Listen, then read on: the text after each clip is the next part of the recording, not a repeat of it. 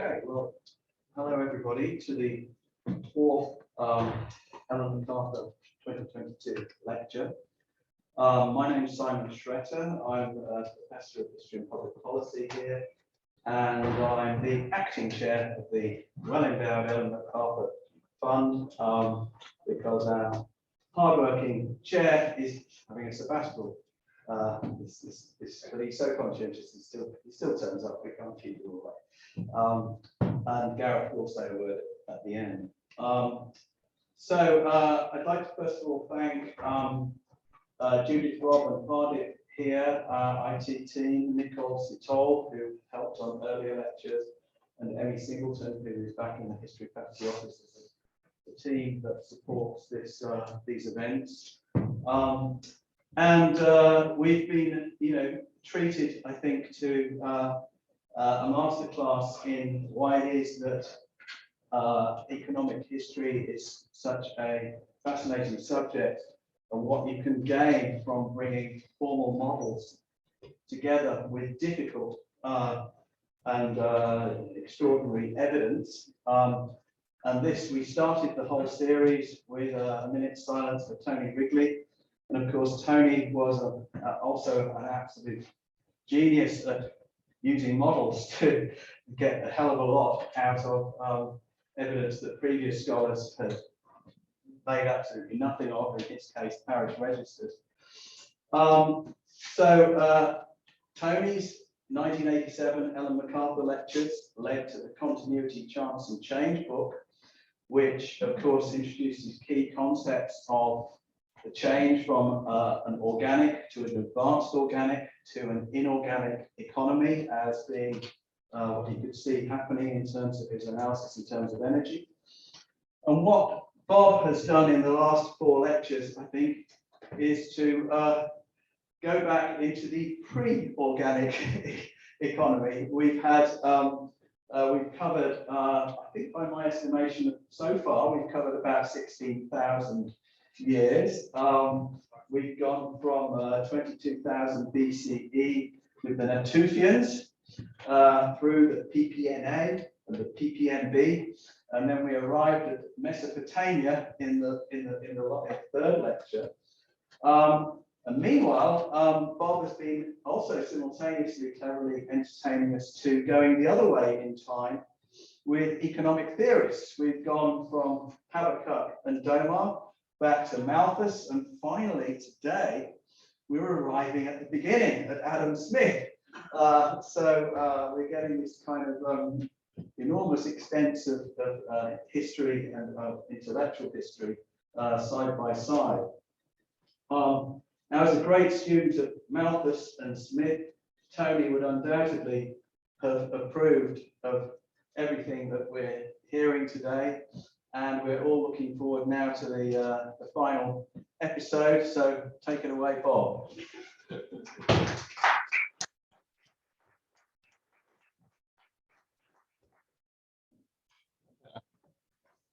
Thanks very much, Simon, for that introduction.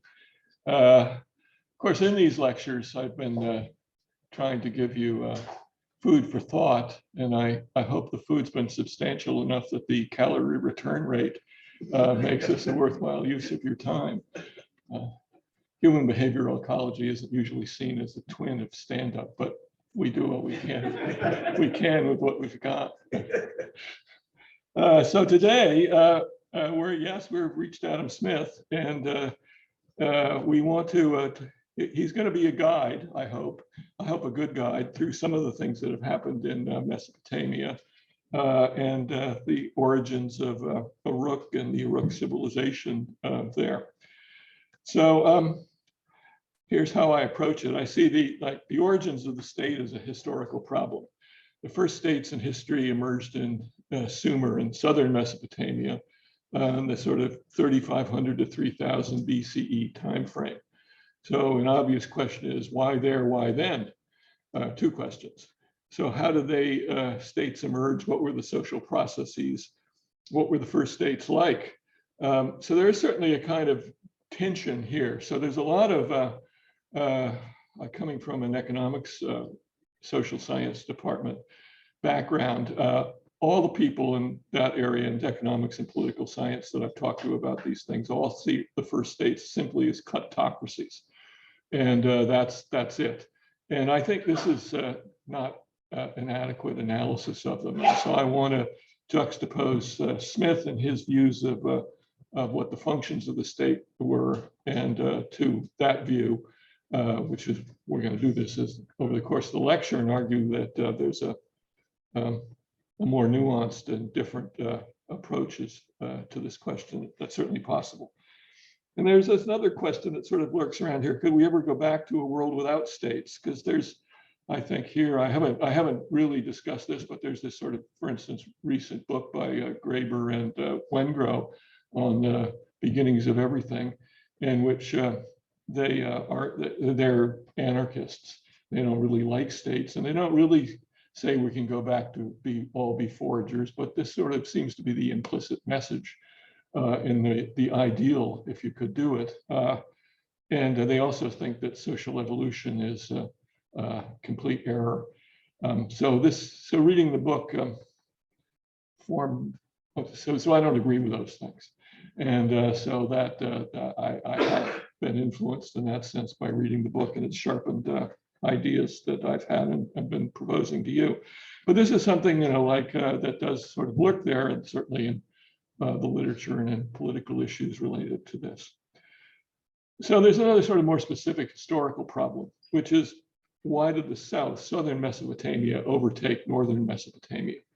And this is, in a certain sense, a new problem in the history of thought about this, because it used to be thought that all development started in the South with these great civilizations kind of radiated up through the North, and that there wasn't anything much happening up there otherwise or before it. But it's now clear that the northern Mesopotamia developed spontaneously and even before the South.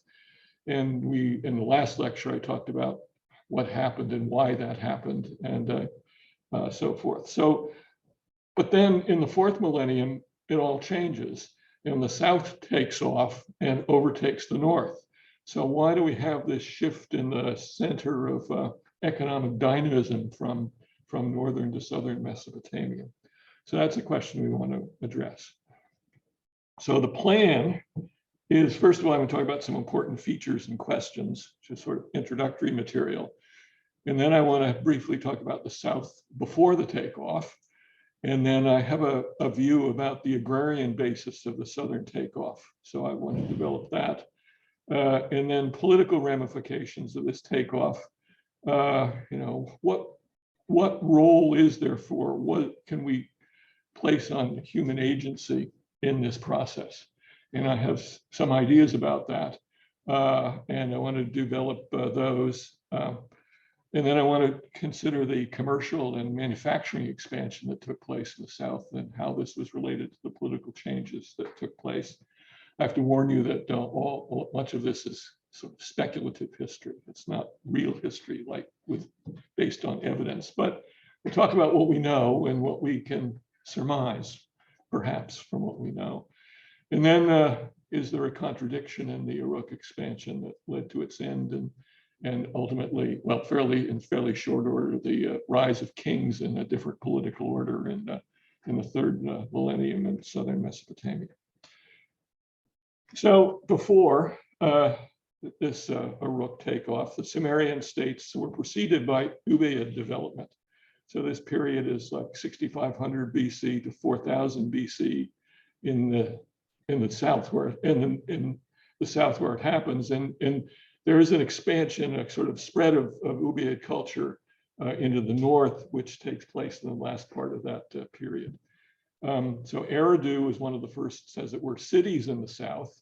It's founded in 5400 BC, more or less, on a small little mound of land above water and a little north of Uruk. And it's a quote unquote city, but it's not really very big. It's maybe 10 hectares and possibly 2,000 people, if you give a generous estimate to how many people are likely to have inhabited a hectare. And it's got some big temples. Then another feature of this is the spread of Ubaid pottery across the north and along the Persian Gulf and indeed around to Oman. And so there's issues about that. Was this export success? So they make this pottery in southern Mesopotamia and shipping it out. Is it imitation? Local craftspeople in other places copying this? Is it because of the diffusion of the slow wheel, which made it easy to make these concentric circles around the pots, which are the kind of motif of Umayyad pottery? I'm not sure, but there's issues there. Another thing is that the theme is that the first states in Mesopotamia were cities. So it's different from Egypt. We talked in the last lecture a little bit about differences with Egypt. But in Egypt, you get when the state emerges, it's a state that includes the whole Nile Valley and the Delta, like it's Egypt proper. And that's not one city. Whereas there are city-states in Mesopotamia, I think it's fair to say, at least my view is that the Egyptian state really was a kleptocracy.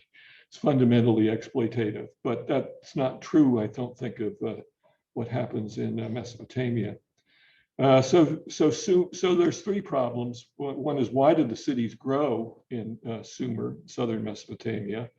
How did the politics work and change in these cities? And how were economic development and political evolution interrelated?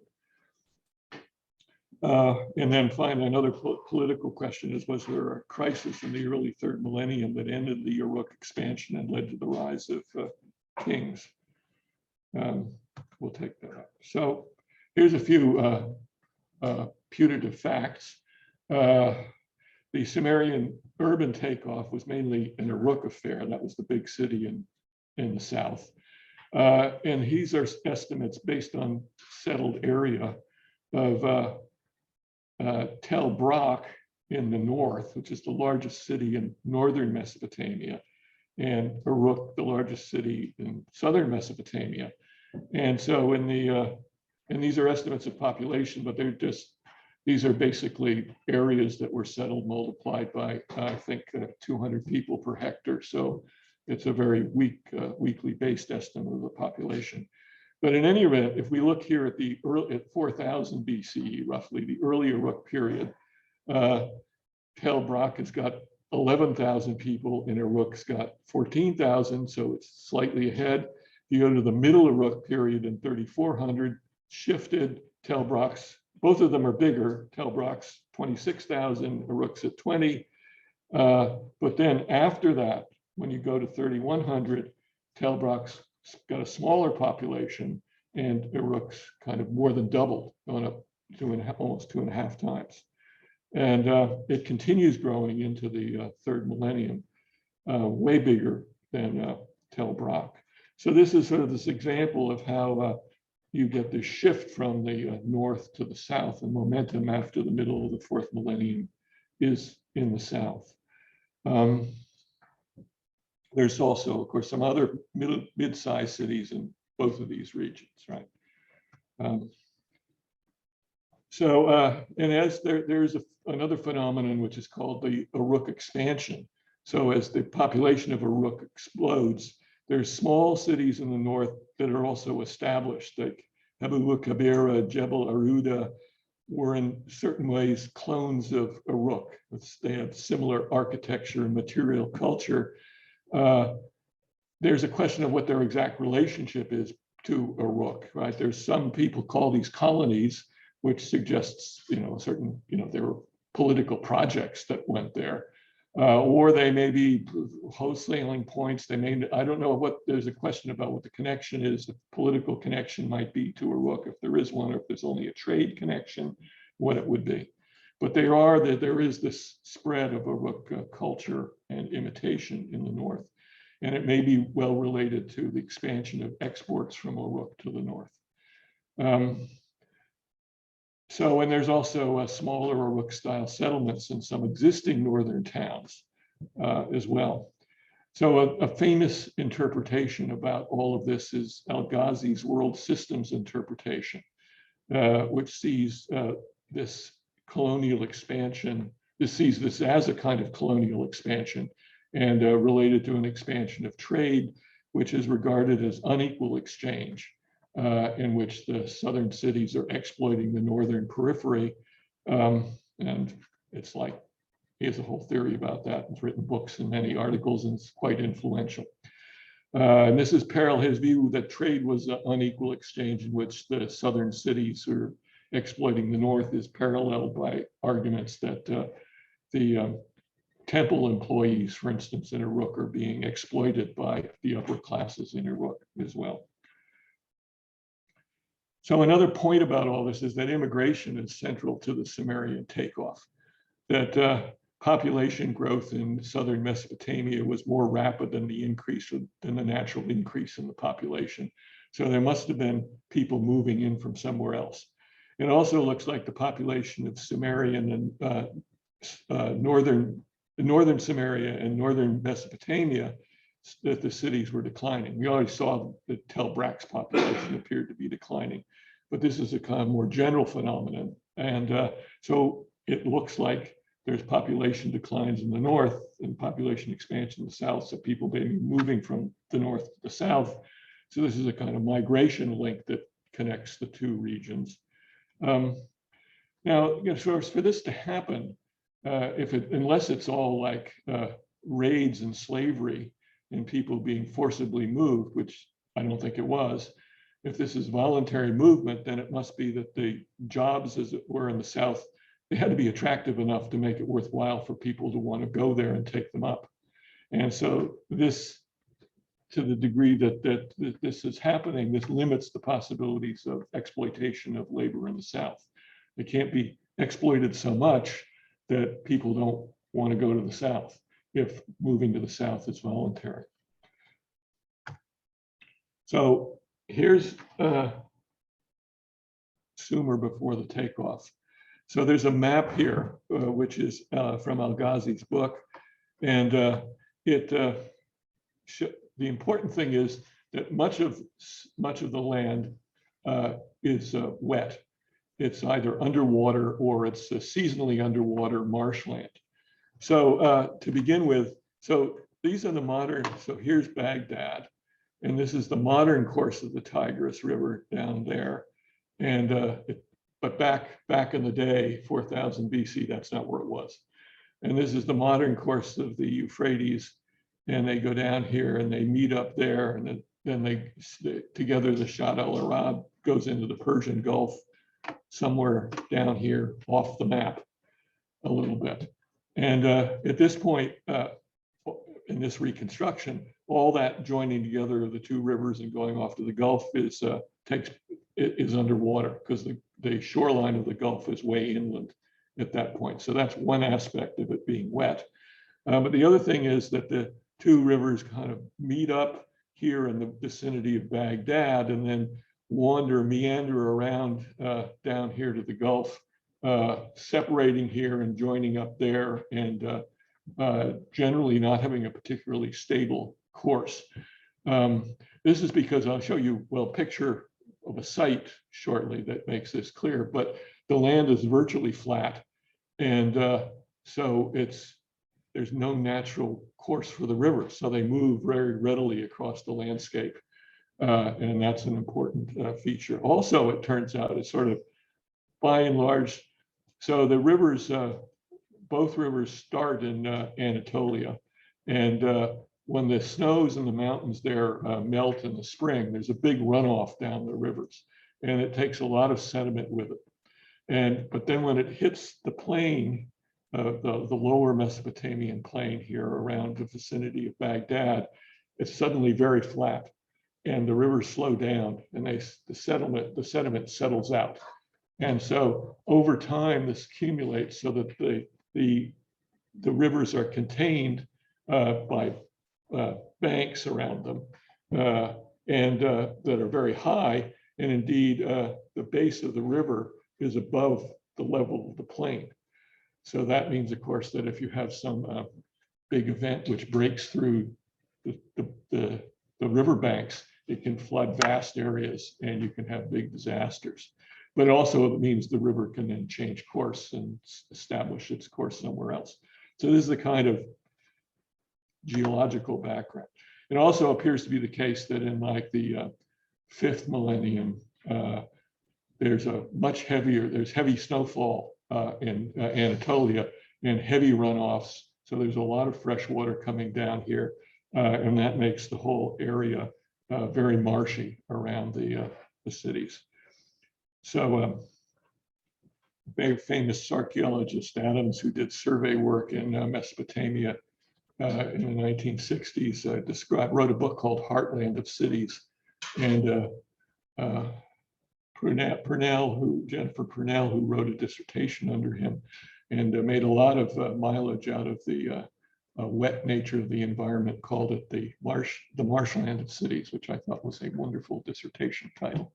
I wish I could have thought of something like that. Yeah, so that's a kind of, so this means that mostly the settlements that are there at the beginning of the time period we're talking about are on little low hills that happen to be above the level of the lagoons and the marshes, and everything else is either underwater or very wet around them.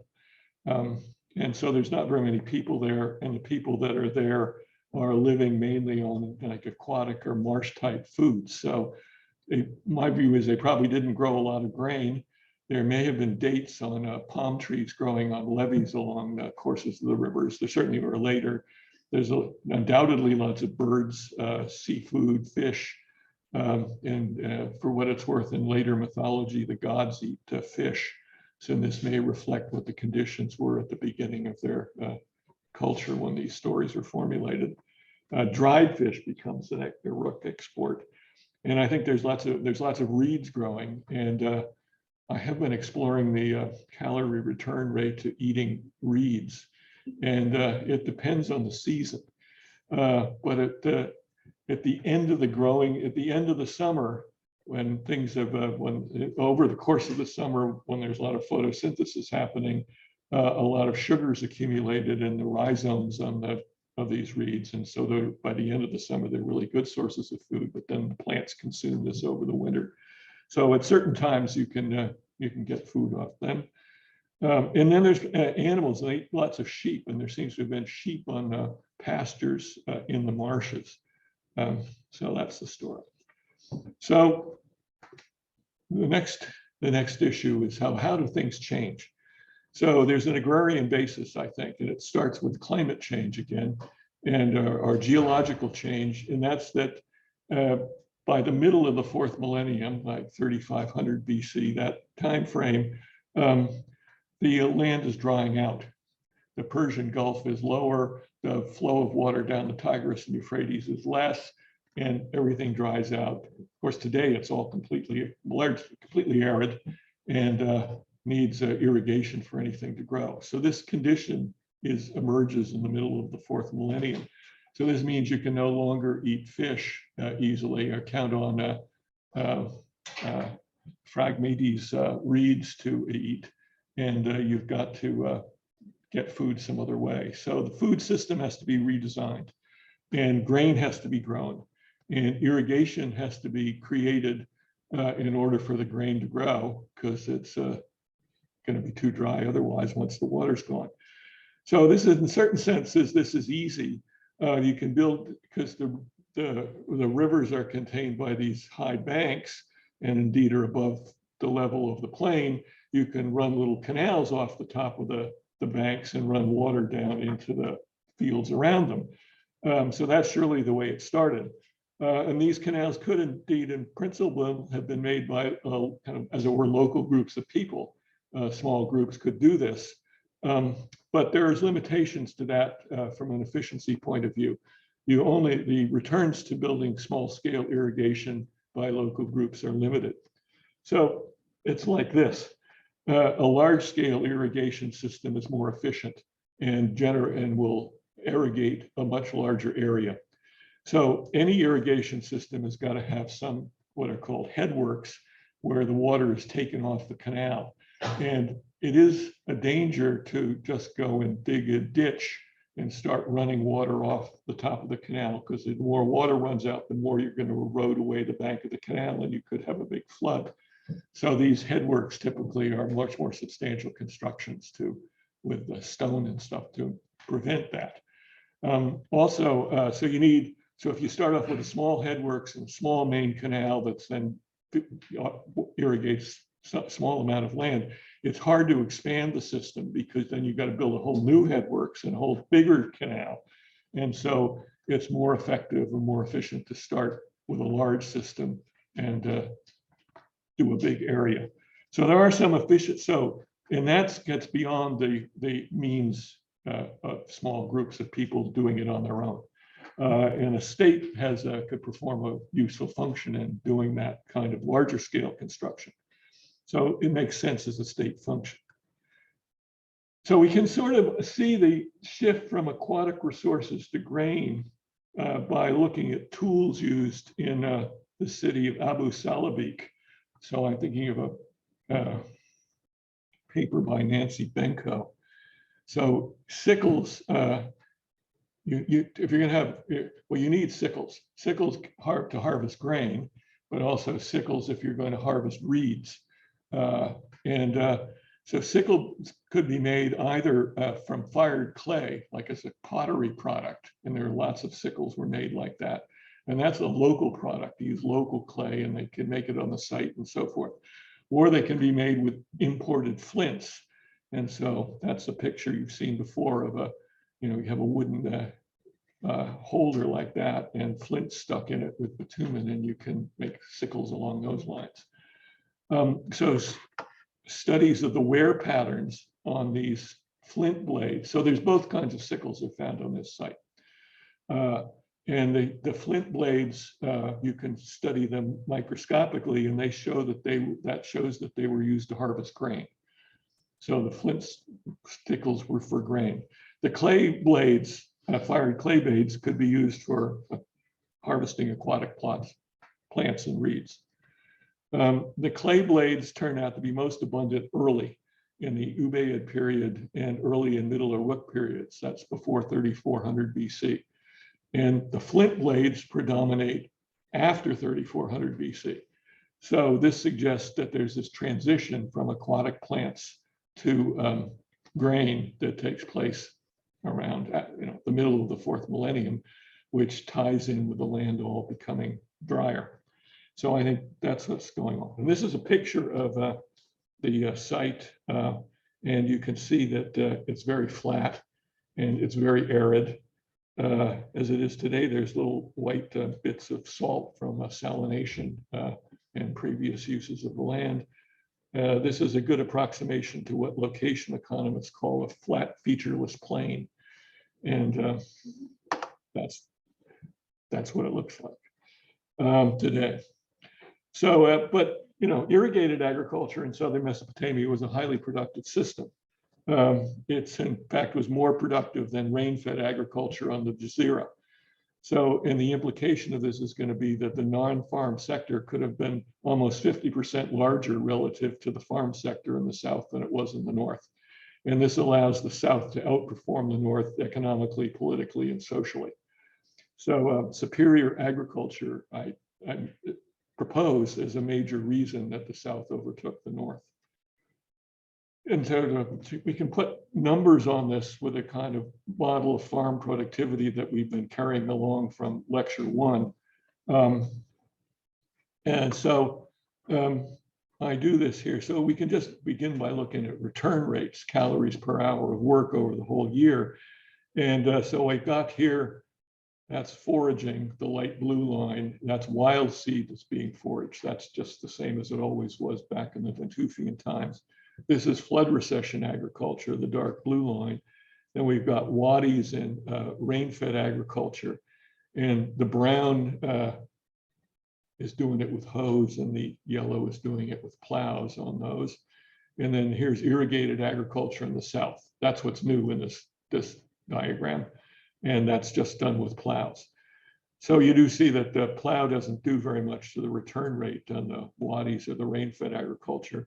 But here's irrigated agriculture in southern Mesopotamia with plows, and it gets quite a high return rate. I mean, it's not really any higher than foraging, right? We always come back to this theme that if you could get a good site with a lot of nice oak trees, that's pretty good.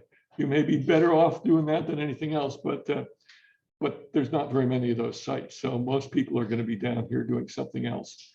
This is a flip side of these return rates, which is the hours it takes to do the work. And, irrigated agriculture actually has a lot of hours attached to it. And all of these agricultures, maybe with the exception of flood recession agriculture, it all takes more time than it does to forage. But the real benefit here of from the social organization point of view of irrigation in the South is the huge surplus it generates. So, this is the difference between the production of a farm and what it takes to feed the family that's operating the farm. And so in irrigated agriculture in the South, this is about 75% of production. So in other words, the farm produces 4 times as much stuff as it takes to support the farmers. And so the remaining 75% could be spent by the farmers on, or somebody else on manufactured goods. It could be taxed away by the state. It can support a big economy off the farm. There's also a big boost in the north here from plows, right? So that this sort of the shift to plow cultivation causes in both parts of the country a big increase in the surplus, which is going to lead to considerable social complexity. But it's really substantial in the South. It's more in the South with irrigation than it was in the rain-fed north. So this just says the agricultural surplus, as I said, was 75% of output in the South. It's 42% more than the 53% in the Jazeera when plows are used. So if everybody, ate the same amount of food, the non-agricultural sector in the South would have been 42% larger than the non-agricultural sector would have been in the North with the same size agricultural sector. You get much more non-agriculture in the South than you do in the North. So this is a big advantage for the South and a reason I think it overtakes the North. So the next question is the political organization that accompanies all of this. Like environmental change was a prime mover, but it doesn't explain everything. The environmental change is drying out of southern Mesopotamia. So that's important, but it doesn't explain why southern Mesopotamia had the trajectory that it did. We'd like to have a political narrative of the period to help understand that, but unfortunately there was no Aristotle to write the Constitution of Uruk, so we don't really have a very good source. And there's not like written records that are going to tell us what the political history was. All there is to go on is a list. There is a contemporary document, a list of occupations and offices, which this goes in the Uruk period. Like writing is invented in Uruk, in southern Mesopotamia, in this takeoff. Right? And so the first time in history we've got written records of stuff, but they're very administrative and like lists of this and that, and they're not religious texts, they're not poetry, they're not constitutional theory or anything like that. But there is a list of these occupations and offices, which throws some light on things. But I don't know if this is a well-known story or apocryphal or something I dreamed up, but I have it in my head that the problem of inferring the social structure of Uruk from a list of occupations and professions that's administratively generated would be similar to the problem of generating the social structure of the United States from 1 week's copy of the Pentagon payroll, right? This might not be fully representative of what's going on, but maybe it is. Then there's conjectures we can make on the likely organization of the settlement before the urban takeoff based on ethnographic parallels. And we have some knowledge of the institutions at the other end in the 3rd millennium, right? So you can try to construct a trajectory from what you think were the likely institutions at the beginning to the likely ones at the end.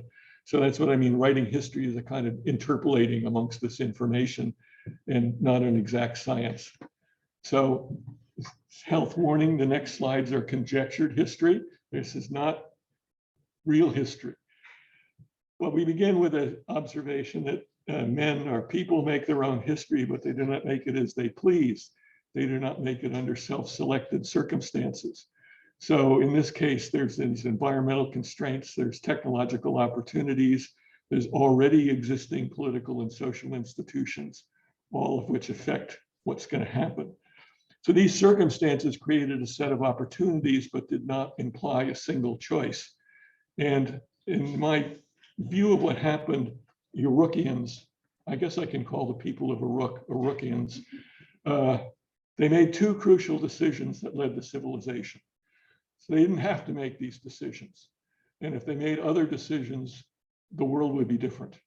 So the first crucial decision was how to organize agriculture, irrigation. And I think there's basically two ways that this can happen. The first way is land is, in both, this all starts with land that's being used and occupied by people who are in a kind of tribal situation, organization. And the land is common property to the tribe, but people use the land. And I think that's pretty general in early agriculture and amongst foragers, for instance. So one thing to do is irrigation could be built piecemeal by groups managed by tribesmen. The people who are there could farm the land themselves, right? So you can imagine people going out deciding they want to irrigate this. They build ditches off from the main river, they irrigate land, they farm it, right? And the population expands by natural increase or by immigration. And as it does so, maybe they contrive to extend the irrigation system and accommodate more and more people. And so eventually, though, you reach this kind of Malthusian demographic equilibrium where, it's common property, so nobody owns the land, there's no market for land, so all the production is going to the cultivators. And their population expands to the point where what they're getting is this sort of subsistence wage, where births equal to deaths. And that's the population equilibrium. So in that equilibrium, there is no rent, no city, no tax base, no state. And I think this is the kind of situation that you observe in lots of places like the Southwest states of the USA and the Hokum culture or the Chaco drainage basin, and also like in Bali. So here's pictures. Bali features in an important way in discussions of irrigation because I haven't mentioned Wittfogel yet, whom I mentioned shortly, but Bali is often taken as account. Wittfogel thinks that you need states to organize irrigation and has a whole theory I'll mention in a moment. But the counterexample, Bali's proposed as a counterexample where you don't have states. You have a big irrigation system, but you don't have states. And it's kind of locally managed. But also, you don't have, there are limitations to that. That's my point. Without, in that kind of situation, the economic demographic equilibrium is one where you don't have states, you don't have the kind of social development you see in Mesopotamia. So Uruk chose a different path. So this is really conjectural, okay? But this is the first crucial decision. So what I think happened is that as the land was drying out, as it became clear that irrigation was going to be necessary and they were going to be growing grain, one thing that may have occurred to the locals who were living on the site that became Uruk was that they didn't know how to grow grain. They didn't do that. They caught fish. And so it was easier to construct the irrigation and get people from the north who knew how to grow grain to do it. And so what you effectively had was a kind of quasi-privatization of the land. The operators of the land, so the ownership of the land was going to be vested in the original inhabitants of Uruk and their descendants. And it was going to be let to people from the north or elsewhere who were going to farm it and pay them rent. So this is going to be, it's privatized land in the sense that it's this group that owns the land and leases it to other people. They're going to generate rent by doing this. But it is kind of It's not like great estates like in England where you have aristocrats owning big blocks of land. It's going to be the inhabitants together kind of collectively own the land. So a lot of the land is given, as it were, to different clans. We know that from later. And so it's this clans that then can manage the land and get income from it and distribute it to their members. Yeah, so there's two reasons, as I say, for this. One reason is that if the state does it, if it's collectively done like this, they can put in a bigger irrigation system and do it all properly at once, and that's efficient. Also, you need some kind of state apparatus representing all of these Urukhians to actually enforce their property rights. Right? Somebody has to collect the rent from, construct the irrigation, and admit the tenant, find the tenants, sign them up effectively, and collect rent from them. So this has got to be done collectively. So I think a second key decision was how to do that, and this led to a new governance organization, which is the temple. So there are temples apparently in Uruk, although I understand from reading that the evidence that the big buildings are actually temples is sort of limited, but they can be temples. But the template, as organizations, I think they did they performed a lot of state functions. So in the Marsh era, the inhabitants had been organized as clans, and they had democratic assemblies, and their temple was their instrument. And the temple was assigned land to finance it. So another concept here is citizenship. So there are citizens.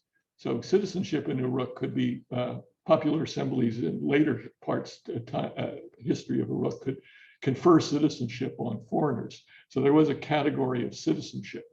And so I think that the citizens, in my mind, the citizenship was limited to the pre-irrigation inhabitants and their descendants. They become the citizens, and they have more rights than the other people that move in to farm the land as tenants.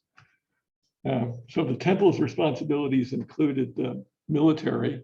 They had to control, which was necessary to control access to the land and enforce rent collection.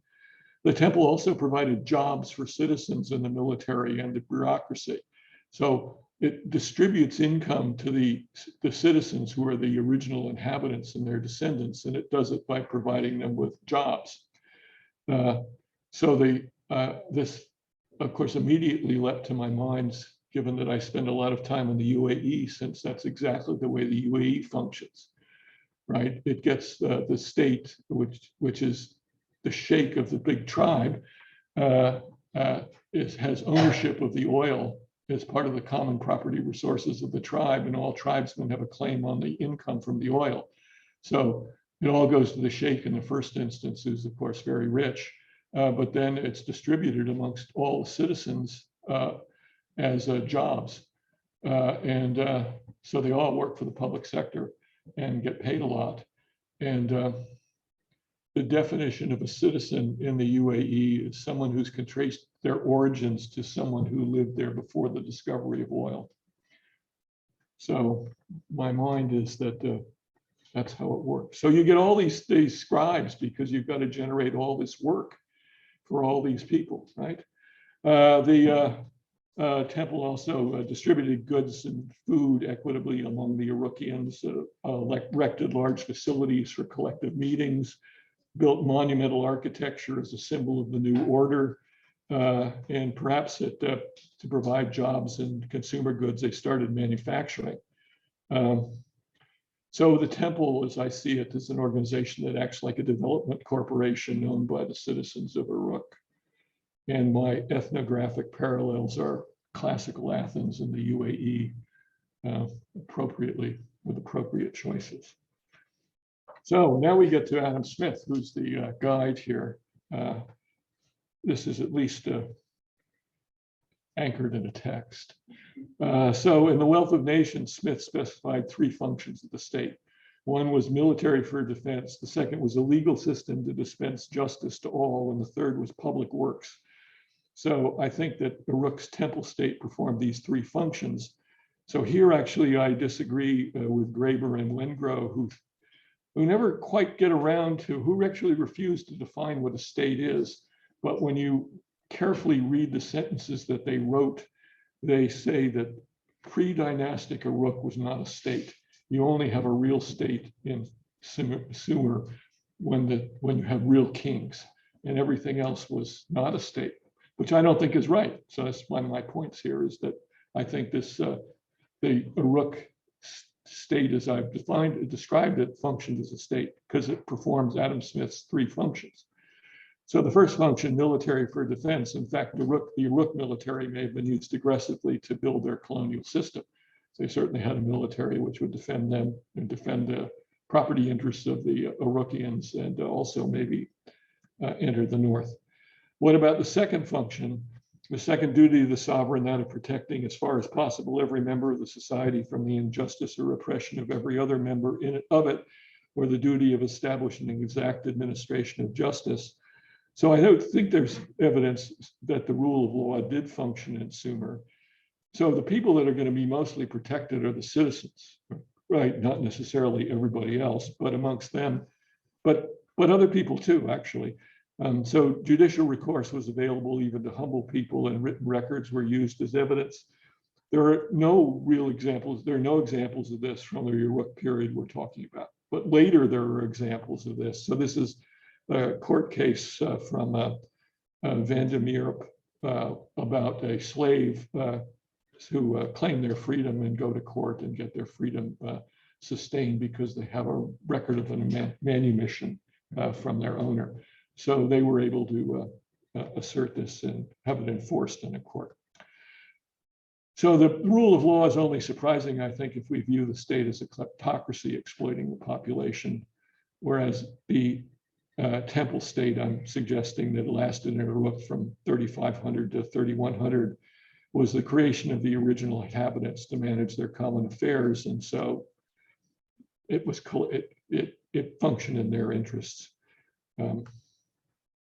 The third function of the state is was to create high productive agriculture. High productive agriculture in southern Mesopotamia depended on irrigation, and that was a state contribution.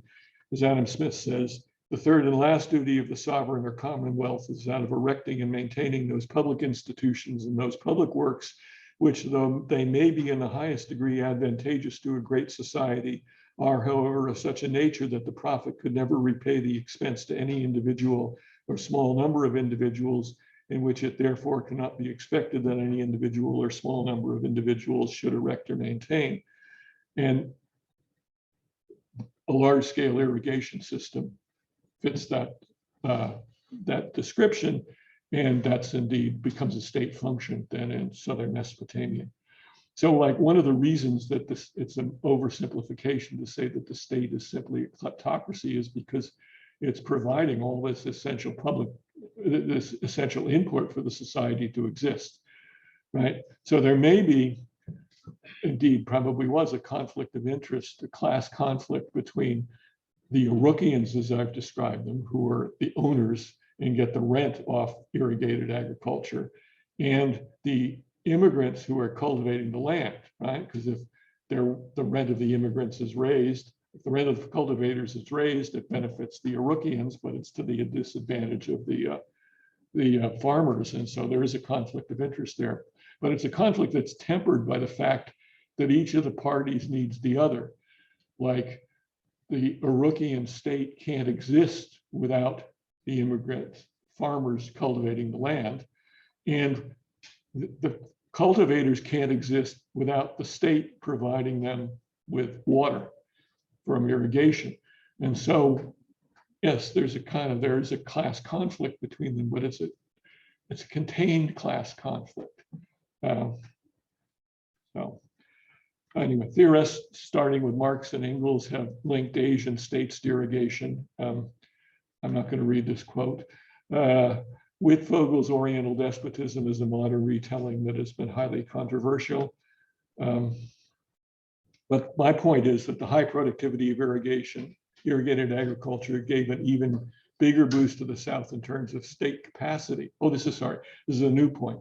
So I talked about the contribution irrigated agriculture made to the size of the non-agricultural sector in the South vis-a-vis the North. But it's even more dramatic if we look at the tax base that's available. So this turns on a technical point that when I did this agricultural surplus, I valued the labor of the farmers at 1,800 calories a day, which was the demographic equilibrium wage. But in fact, the argument was that in the North, all of the income was going to the cultivators, and essentially that meant there was labor mobility to all workers. And that was 2,400 calories per person per day. So if this is all holds true, to get workers to move from the North to the South and cultivate land, they had to offer, the Iraqis had to offer them at least 2,400 calories, what they could get in the North. All right. So if you then compute the sort of taxable income they could get off this system of agriculture in the South is the value that the farms produce minus the 2,400 calories a day that it takes to pay the labor to get them to do it. And when you make the comparison like that, call that the fiscal surplus. The fiscal surplus is 67% of output in the South and only 37% in the North. So the South's advantage is 81% greater. So from a tax-based point of view, the state in the South is almost twice as much capacity as a state in the North would have, and that contributes to the success of the South vis-a-vis the North. Right. So a rook could lease land to farmers and charge a rent that still left them with an income of 2,400 calories. And this means it was worthwhile to migrate there. Another point about migration, of course, is that it's an Al-Ghazi point, is that the cities in the South probably had terrible sanitation and high death rates. And so if they're anything, well, he thinks they're like early modern European cities. And if that's true, which sounds plausible, they need really high levels of immigration all the time to maintain their populations. The natural increase isn't going to be enough. So they have to offer conditions that make it worthwhile for people to go to them. But they could, at least the agrarian sector could. And this, I'm not going to go through this diagram, but I was pleased. This takes this shows you can take the Wittfogel's idea and translate them into standard economics, and it's all just completely normal, right? So, all right, next part is, so agriculture. So the argument here has been that agriculture is an important explanation for the rise of the South vis-a-vis the North, and underpins the diversity, the division of labor in the economy, and the rise of the state. But there's another aspect, which is this: there's a manufacturing commercial revolution that's taking place in the South as well, and pushes the development further. And it's a kind of remarkable feature that in Rook's development, it emerges as a manufacturing and trading center.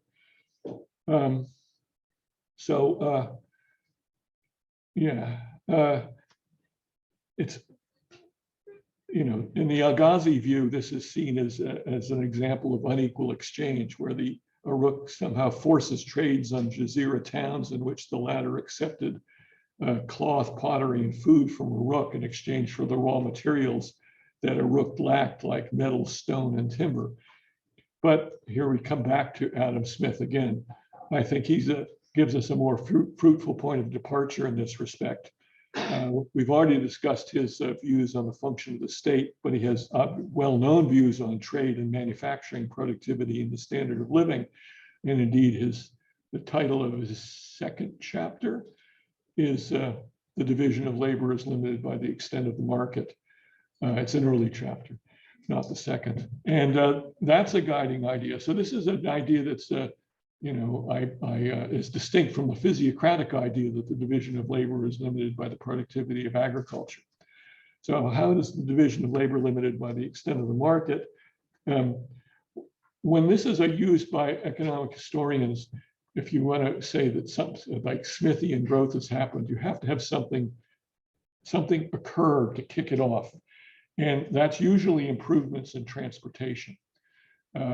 it could also be things like eliminating tariffs or the gold standard or something like that. But it's quite often transport improvements that broaden the market, and that's what's pertinent for the Mesopotamian case. And when transport costs fall, so producers can sell over a wider area, they can specialize in products in which they had a comparative advantage, and productivity is further increased by exploiting the division of labor through specialization of through large-scale production, for instance, larger scale production units with specialization of workers, factory supervision and discipline, larger scale standardized products. All of this is kind of precluded in a really small market, but if the market gets really big, it becomes profitable to do and it furthers growth. And so this kind of process in which transportation improvements lead to trade expansions, which leads to increased manufacturing productivity, which ultimately leads to higher incomes, that's called Smithian growth. And so I think what's happening in Mesopotamia in this period is Smithian growth. So how does the market get extended? So transport improvements, that's what kicks things off. So the default transport mode in Arabia, or in Mesopotamia, is people carrying things, human porters. So we have pictures of some people carrying big loads. So this has got to be the original transport system. Improvements include, there's oxen as draft animals. So they enter the Jazeera about 8,000 BCE or 6,500 BCE in Sumer. And they're probably used at first to drag loads and pull sleds. Exactly when is unknown, but that would be something that they could do. Carts first appear in pictures around 4,000 BC. Whether they were there before or not, I'm not sure. But there weren't roads, really. Carts aren't very effective without roads. And bridges and roads are first attested in Assyria in the Middle Bronze Age. So I'm not sure how much long distance cart transport would do. Donkeys, they are important pack animals, but they're only domesticated in the 4th millennium, but they become very important. But that's kind of recent, that's not early on. Goats, now this is more speculation, but there are a lot of websites in which people talk about pack goats, and you can read about how they go through the Rocky Mountains with goats carrying their packs. And you can, one advantage of goats is that they feed themselves along the way. They can carry some load. They're difficult to herd, so one person can't control very many goats. So I don't know if people did this back then. But I'm including it here because I figure out how much it would have cost if it's like it is today. Here's a picture of somebody in Alberta with their pack goat. And then, of course, there's rivers and canals. So a kind of default mode there is floating logs or rafts down the river. So presumably you could have done that really early on. But upstream travel is a much bigger problem, right? So you can't, it's not going to be possible to take stuff upstream during the flood of the Tigris and the Euphrates. That's going to be a real mess. When the rivers are not in flood, they can be quite low. So there's going to be issues about like, can you actually navigate them easily? And they bend around a lot. You can't have keels on boats, which makes it harder to sail. So really sailing upstream is not a viable option. So that means they have to be towed upstream.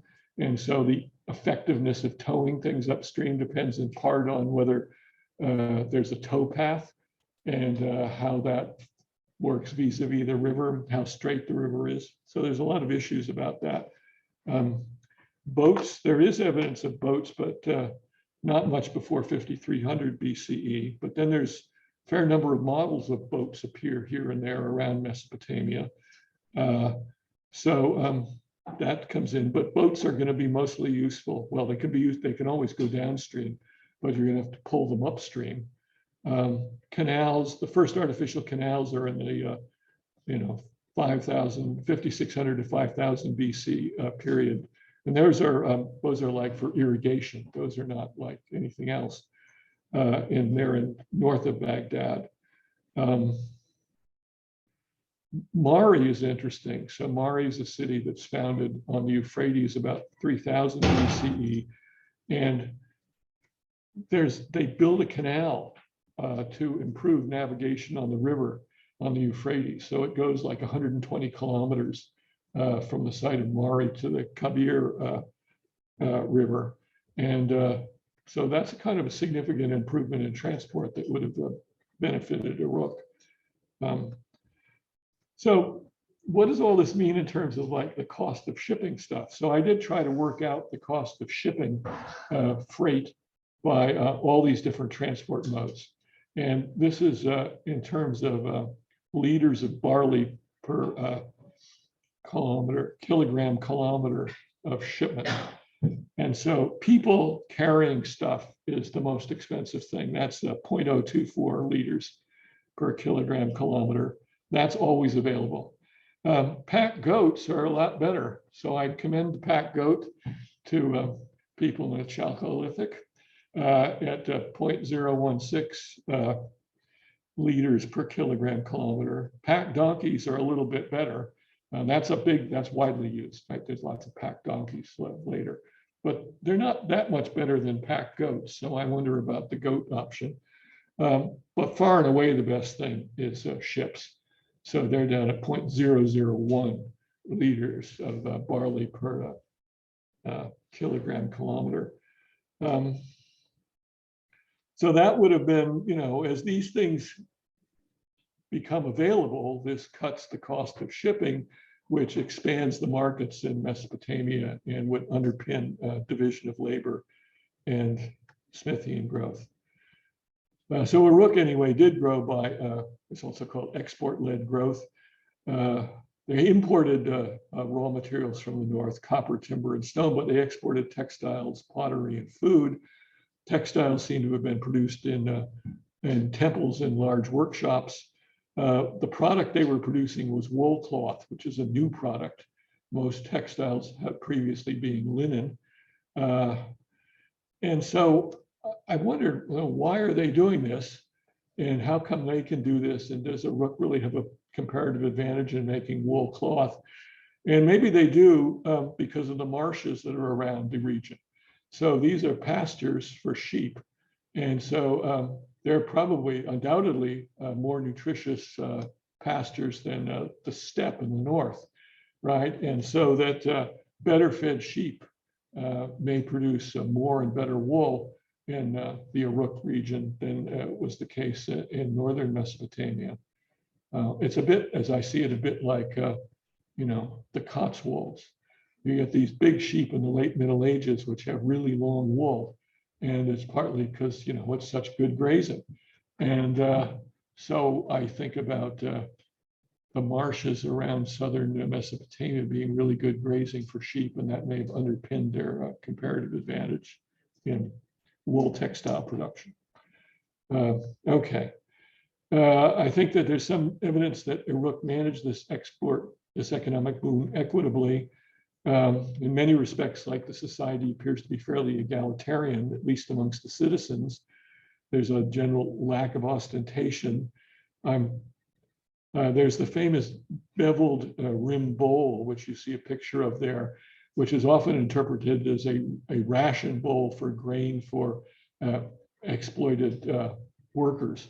But I really like the argument of Jill Goulder in 2010, who argues that these are actually mass-produced molds for making leavened bread, which is the food for civil servants. And those are the Urukians working in the state and temple bureaucracy. But one thing is that Uruk's preeminence didn't last very long. The colonies get abandoned by the end of the 4th millennium, and presumably this is due to some sort of collapse in trade or somehow connected to that. By the early 3rd millennium, the population starts to fall. And in the 3rd millennium, political power shifts from quote unquote the temple, whatever exactly that was, argued it was a kind of popular institution, to kings. And from then on, Uruk city-states get governed by kings. So why did this happen? Why did Uruk lose preeminence? These are questions now. Did northern Mesopotamia strengthen itself in response to Uruk penetration and expel the colonies? Or was the Uruk model adopted by other villages in the south, so they acquired a growth momentum that led them to overtake Uruk and erode its lead? Was there some sort of internal contradiction, a failure of existing institutions to successfully manage continued development? I don't know, many Uruk institutions continued to function. So, irrigated agriculture, manufacturing, and temple establishments, popular assemblies. Was a king really necessary to make the system function well, or would democracy have remained effective? It would be heartening if that were the case. I don't know. This extends our theory, our measurement of inequality through this period. So we see a general rise over time in inequality in archaeological sites that are investigated. So remember here, so this is inequality of wealth. And these are Gini coefficients, and it goes between 0 and 1. And a low value means things are very equal, and a high value means they're very unequal. So the earliest forager and Neolithic sites are very egalitarian. Well, the two of them, they have Gini coefficients of 2. And then in the last lecture, I emphasized the introduction of plows in the north was related. This is taken up in these cities, Çatalhöyük and Sabi Abiyad, when they have higher irrigation, higher inequality.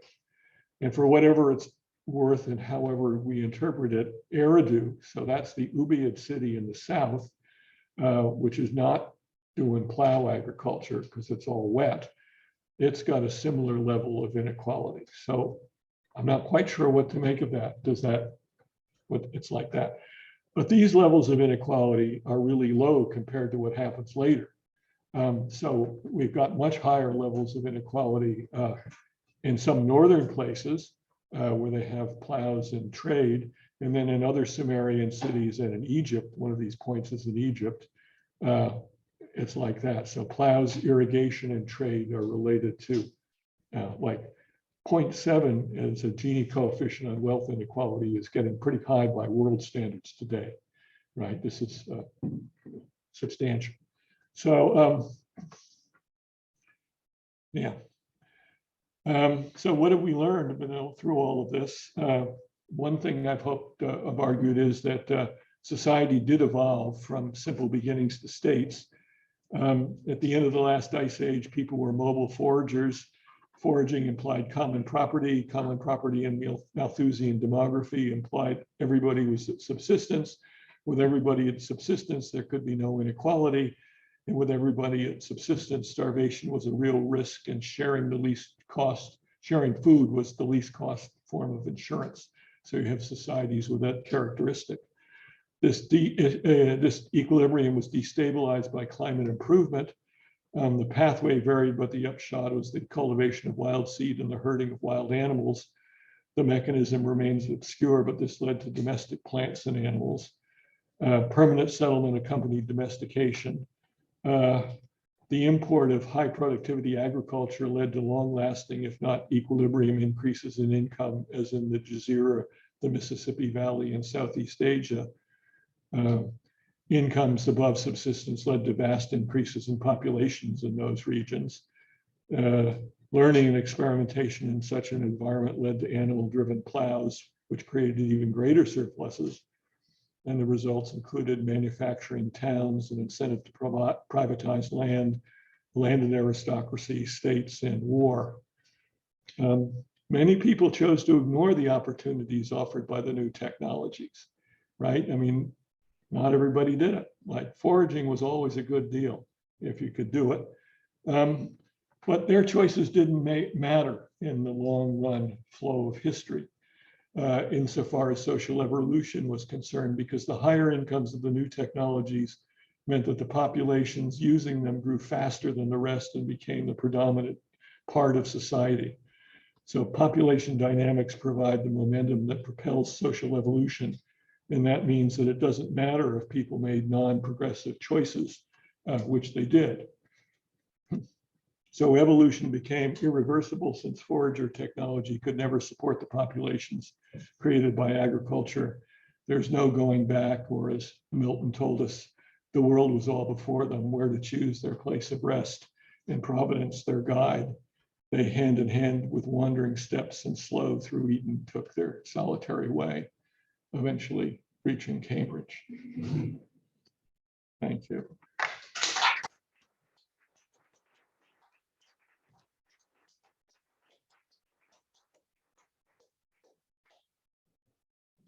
Well, I'll get this thing on first.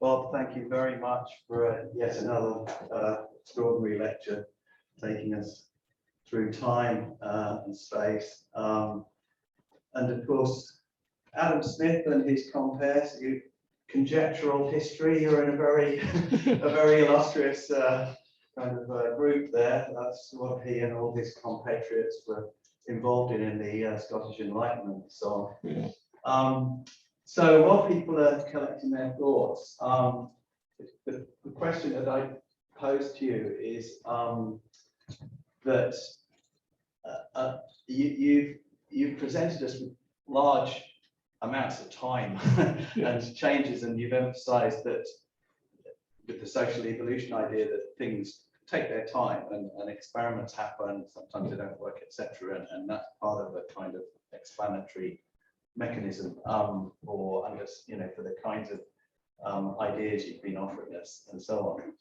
And I just wanted to focus in on this, in this today's lecture, you've really focused in on this period 3,500 to 3,000 BCE. And a relatively, by your standards, a relatively short period of time. And you've told us a lot of the stuff that goes on in that period, and then how it changes relatively rapidly in the next century or two after that period.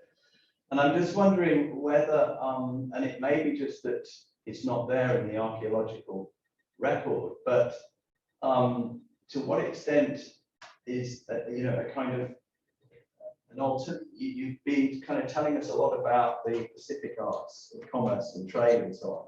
And I'm just wondering, especially with those quite rapid changes, whether conflict and war is what is maybe driving some of these things, particularly the shift in dominance from north to south. And is it just the case,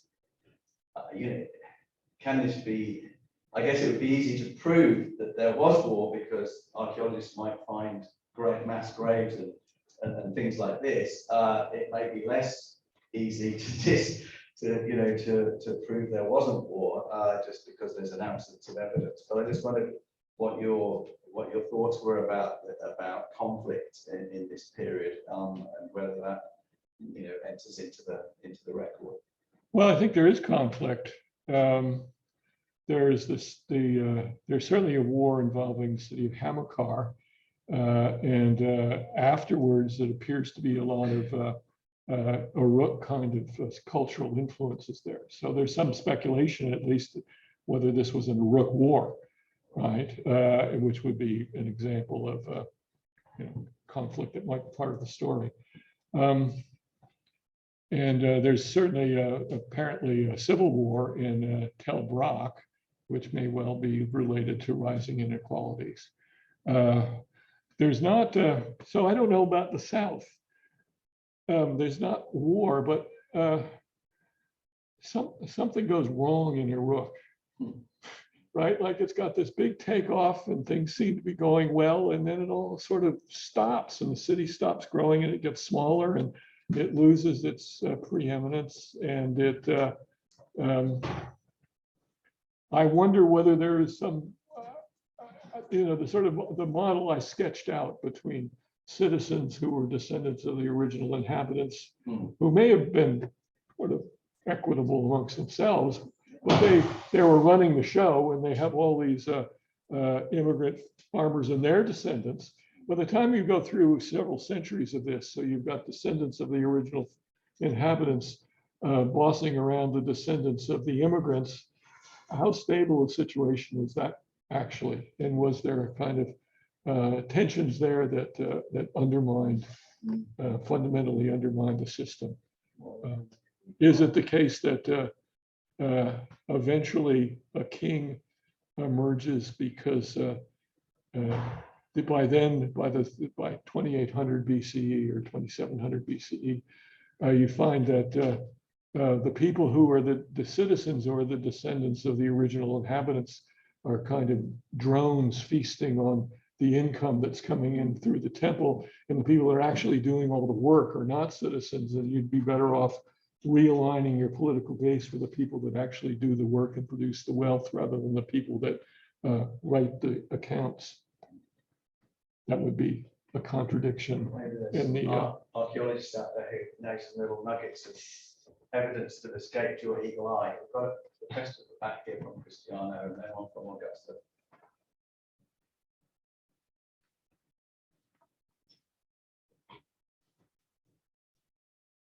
Thank you. Today you treated us to this wonderful story about Smith in Uruk and the importance of public work in the form of kind of irrigation in determining the ascendance of the state. But as you were talking, I couldn't stop myself thinking about another more recent economist, winner of Nobel Prize in Economics, Elinor Ostrom, who makes a big kind of deal about exactly irrigation systems as kind of things, systems that are commons and somehow could be kind of governed by those that use them.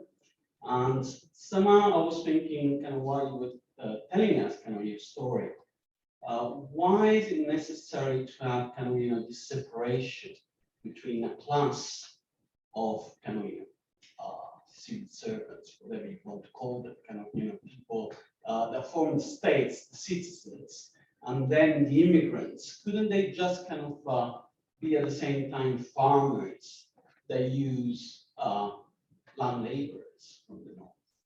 Sure, yeah. That's a very interesting, this is a very important question, all right? And so there's two aspects. I do think that there's an argument in this case that large-scale provision of the input irrigation, well, a big large-scale system is better from an efficiency point of view than what would come out of the small-scale activity you're talking about. So that might explain, it might be a factor in explaining why you get this outcome. But I don't think that's really the decisive factor. So, and it's true. So, there are examples of systems where, it's the farmers who run it, right? So, Chaco Canyon in New Mexico was like that. The Hohokam irrigation system in the kind of Phoenix area in Arizona was like that. And it was possible. We certainly, so this is a way, so this is an example of people having agency and their agency affecting the course of history. So the thing that's remarkable is they didn't do that in Uruk. And the upshot, the implication, so that a feature of the systems you're talking about is they're much more equitable, and all these cultivators, get the same deal as everybody else, and they all have influence. But that means that their populations grow, and everybody ends up poor. And that's not, so when you don't have civilization, you don't have monumental architecture, you don't have a state, you don't have big temples, that's not the way it goes. And if you think those things are important or worth studying, I mean, that was what was produced by the decisions that were taken in Uruk to basically create these two-class systems, right? Because you concentrated, it meant that the surplus generated by the irrigated agriculture was not ultimately vented off in a larger population, but was instead, concentrated in a city. And maybe that's all a bad thing, but it's a different thing. And I mean, I think in the end, it was a good thing for all its faults. Yeah. Thank you. August.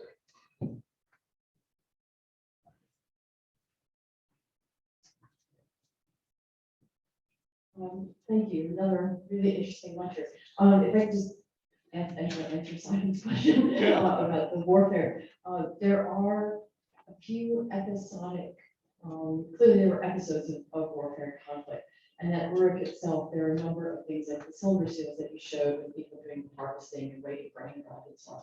There's also some soldier seals that you actually showed that came with weapons and with prisoners of war and so on. There's even one that actually has a sort of city in flames and so on. We tend to think of those not as internal war, but as actually war between the city of Uruk and other, essentially almost like foreign other cities, in fact, even potentially other regions. So that relates to actually the last question about citizenship and also this idea of prisoners of war and different classes of people, I suppose, in that. I mean, as I'm concerned about this different citizenship issue, particularly with northern Mesopotamian people migrating to the south, and Guillermo Algaze's development of this idea of migration, that you need constant migration to maintain the size of cities, because the high mortality rate does mean that you need those people to be engaged, and if they are not citizens, then you have a huge problem in actually retaining them there, and actually getting them to basically work just as hard as they were working in the north for not very much return, if they're then paying taxes and not even actually sort of engaged as part of the society and have the same kind of rights, and the king has no obligations to them. So I'm a little concerned about there being the separation of a different kind of citizen. And also going back to the text that you have with the categories and all the lists of people that you have. That's less like the Pentagon payroll and more like a dictionary. So there is actually a lot more that you can do in terms of it's a full categorization of all the different people you have in society. And it doesn't actually include people who aren't citizens, right? It includes different kinds of work, including all the different kinds of farming and manufacture and so on. But it doesn't actually sort of separate them out and say this group are other in that kind of way. So I guess I wonder, how do you get non-citizens to stay put and work hard? That's my actual question. I work in the UAE and I'm a non-citizen and I work hard. Okay, but I mean, so it's a question. So maybe, sorry, I'm interrupting you. Does the compensation for that? They pay me a lot. But so I mean, I sort of, well, this is being very non-scientific, but my experience there indicates lots of people work very hard because they think it's a good deal for them. Lots of people in the UAE are working very hard because they're making more than they could make where they came from, and they're sending money home so their children can get educated and don't have to have a job like they did. And so that happens. But I do think this is a long-term problem. And I think it gets bigger, the further away you get from the original inhabitants versus the immigrants. They're all there together, right? Everybody's growing up in the same place. And this is why I wonder if that's not why it kind of collapses and why it becomes sensible to change it. And that's what the constitutional changes in the third millennium deal with. You see what I mean, right? I mean, you don't want to organize the society on that basis of an increasingly archaic distinction between two groups of people that, doesn't have any function. Okay, great. Now look, we've got I've now got a bank. Martin here, I think.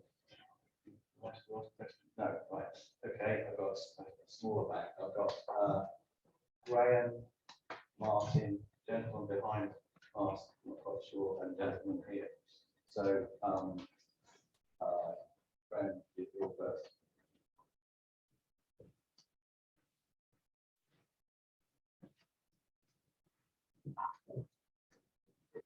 It may be Augusta, maybe more a question for Augusta, I don't know. When you talk about access to land, I think so the whole question of kind of access to water, control of water. And while you were talking about irrigation systems, it reminded me, we did a study of Roman period farms kind of on the edge of Empire in Libya. But basically, there were floodwater farming, but there were sort of independent farms where essentially you didn't depend on your neighbour for access to the water. And then we did a study, a multi-period study of floodwater farming systems, basically what it's now in Jordan. And in the Bronze Age, there were other similar things, those Libyan Roman periods, which were, you know, it rained and individual farms you could see could operate as they wanted.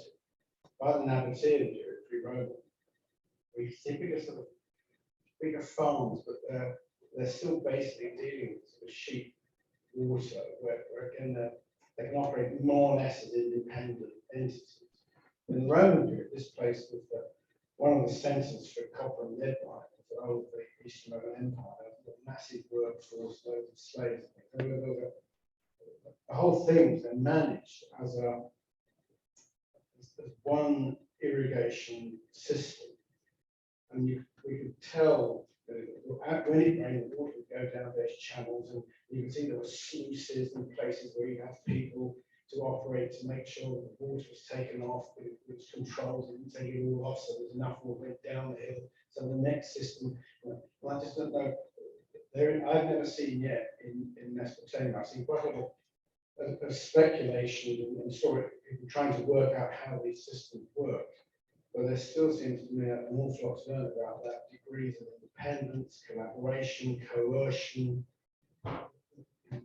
Something we need that sort of information also to underpin what's going on. I don't know whether either you or Westerners, have you got any of those insights? Really, the hardest thing of all archaeology to date on irrigation, there's loads of stuff based on the speculation. We've got kind of 2,000 dikes and one's actually dated, if you like. But even moving beyond those methodologies, just have some understanding about what was actually going on, degrees of coercion, collaboration, and so on. But it's potential there. I'm all for more information. Yeah. Well, Do we have that? that's more a point of information than a question. So another point of information from John Tenney, who's saying, just a point of clarification relating, I think, to Augusta's question on the professions list. This list is specific to the institution of the temple, probably, and then he's adding the Inanna temple in Uruk specifically. It also seems to be arranged in some sort of hierarchy with the chief accountant at the top. Of course, it's off. The administrator always has a big idea of himself. So that's just a bits of information. And now I think we move to Martin's question. Yeah, thanks, Bob. Like others, it's been a terrific for lecture. It's very stimulating. Thank you. And it's definitely going somewhere, so that's great. I too, another archaeologist who's going to highlight the diversity of irrigation practices, and the culture was particularly in my mind as you were talking was Algaric culture in southeast Spain, preceded by Los Miares culture. In many ways, that's I mean, it's interesting because it's close in time. It's a bit more recent, but Los Miares is the BC, and there Los Miares is the largest settlement in the whole system, and that's got an estimated population of 1,000, and this is thought of as an agro village with a bit of craft work. And so it's probably very much like on the Balinese model, where the fundamental contract that keeps it together is your neighbor upstream has got to let you have order. And if you have that contract, then you can build these massive systems that you see all over the place. And so, I mean, it's also interesting because, rightly or wrongly, the Spanish Bronze Age is wrapped in to the same story of how we became us, that Mesopotamia is, and it doesn't lead to poverty. It leads to, and the Algaric grades at the end of it got pretty fancy. stuff in them. So I just thought that the Spanish irrigation system is an interesting contrast. And more and more, I mean, a lot of what you were saying, more and more, it feels like Mesopotamia is really interesting, but it's got its local story that doesn't necessarily relate to even. So it's another comment really about the diversity of how you can get water around the place. Thank you. Great, going you're stimulating lots of difficult information and thoughts. Yes, here, either a comment or a question. It's okay. I have a question for you. Thanks again, Michael. It's all very interesting. So for the model to work, it's very interesting. This North-South citizen, non-citizen binary that you're proposing. And I would wonder if just to take a moment and try to reconcile it. You mentioned some of the landscape archaeology from Robert Adams, Yes. Heartland of Cities and everything. Where do you think the non-citizens were? Were they in the? Well, are you thinking of people in the city, or are you thinking of people in the hinterlands? Because that might determine where we would predict to find evidence of those kinds of activities. So yeah. Well, in the first instance, I've seen them in the countryside, right, farming. But I've wondered about this. I mean, so I think they probably end up in the cities as well. And there's these various kinds of so the cities are growing a lot, right? So they have to get their population from somewhere. So there probably is a significant immigrant population there. So either voluntary or forced, right? I mean, that's where prisoners of war ended up probably and stuff like that in that part of the economy. So yeah, that's how I see it. Maybe I don't, it could be one of the many things I haven't thought through enough. Well, it's really interesting. One thing to think about is like what you envision, because you kind of made reference to two different portions, talking about what it might be like in sort of initial stages or as processes are going, and how sort of these temple institutions might look after the migration has ended and there's different political economy prevailing. So it might be interesting to start trying to model that in some of the ways you have done in some of your earlier talks to see how well it lines up, because the settlement data is there. Yes. In this instance, you can look at it. So yeah. Okay. Thank you. Right, so the last comment or question will be down here, and then I'll be handing over to Gareth Austin to wrap this up. So, yeah.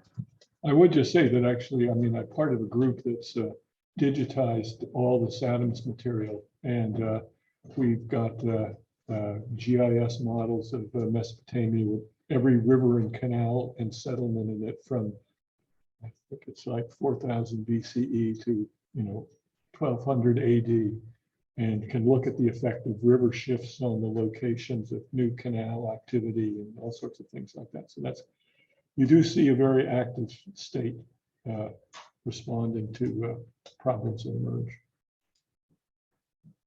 I have a question to you, which is at its peak population of, I think, 80,000 in Europe. What sort of proportion of that 80,000 were citizens? I don't think it was very high, because I don't think that. So that's a good question. I could probably figure that out, but I don't think that the population early on was. Well, we know it wasn't very high, and the rate of natural increase, as Jonathan Tenney kept pointed out in the last question period, was quite low. So it's got to be mostly very substantially immigrants or their descendants, immigrants actually. Yeah.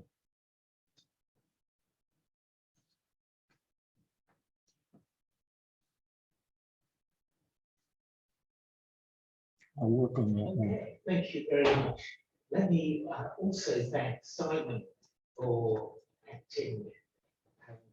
his acting chairmanship of the McArthur managers during the term when the lectures finally happened after the COVID delays. That was extraordinarily helpful. And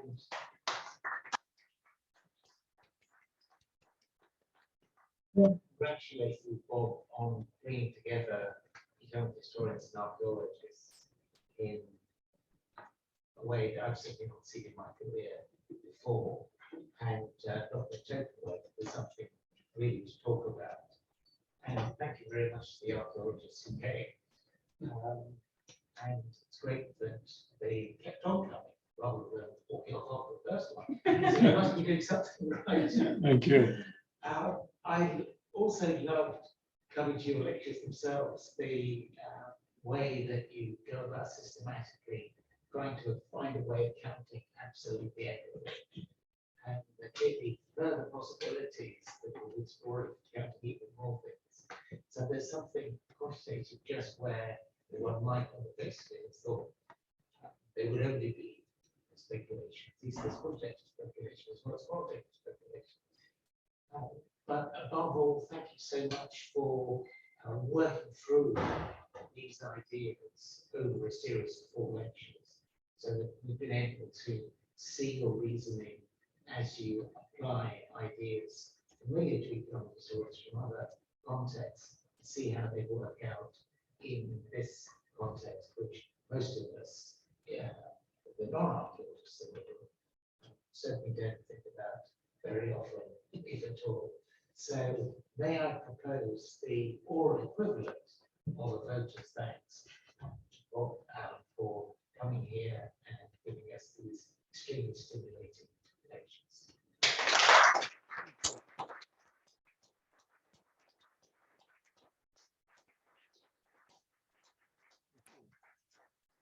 Thanks very much.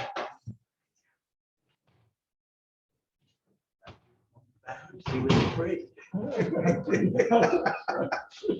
he gonna do?